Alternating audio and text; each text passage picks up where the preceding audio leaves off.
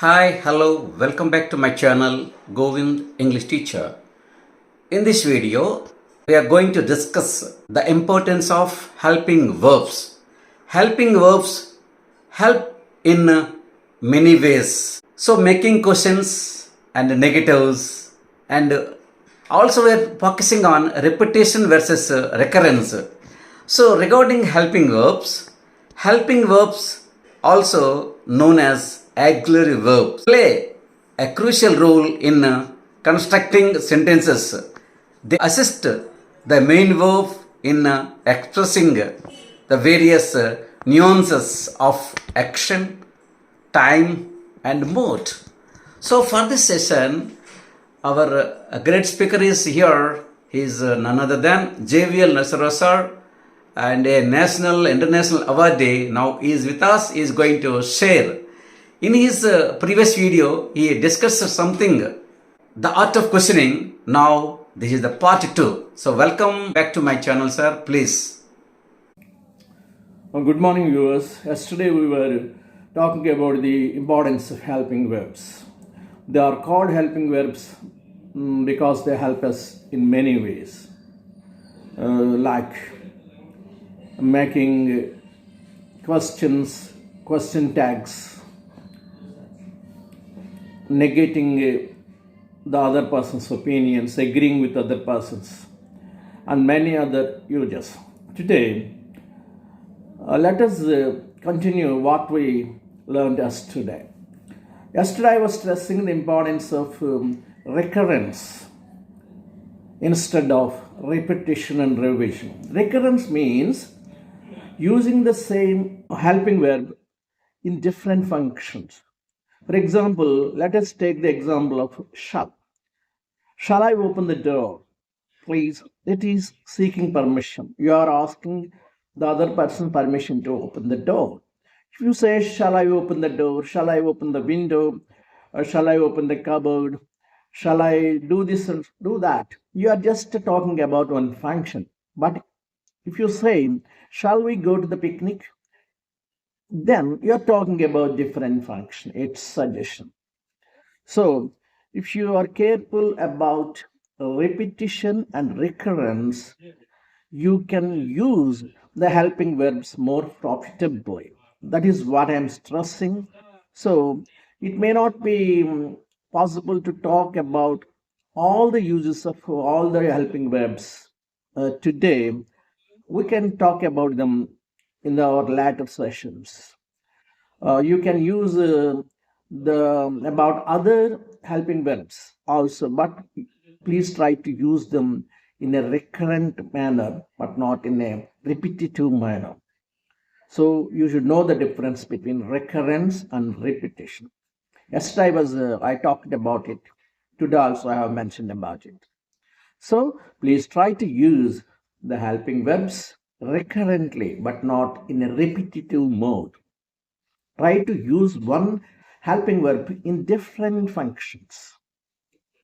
It may be seeking permission, giving permission, or talking about futurity or something else. Whatever it is, try to use the same helping verb in different function so that you will become a better user of the language.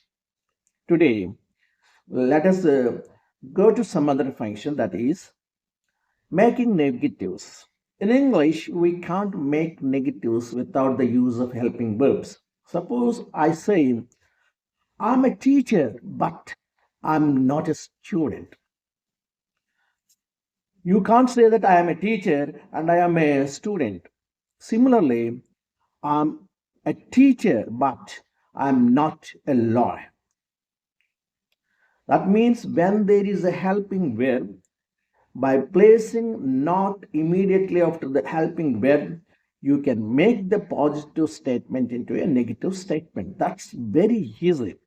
If there is no negative verb, if there is no helping verb, you will find it somewhat difficult to make a negative. It may be difficult for the beginners. Of course, the advanced students can easily make the negative. Suppose I say, I know English we can't say I know not English. Of course, in the old English, the usage was there, but in the modern English, we don't accept it. We have to say, I don't know English. For example, I know English, but I don't know Hindi. I don't know French. I don't know Japanese. I don't know Mandarin. I don't know Spanish. But I know only English and Telugu. In this way, you can use anomalous finers for making negatives.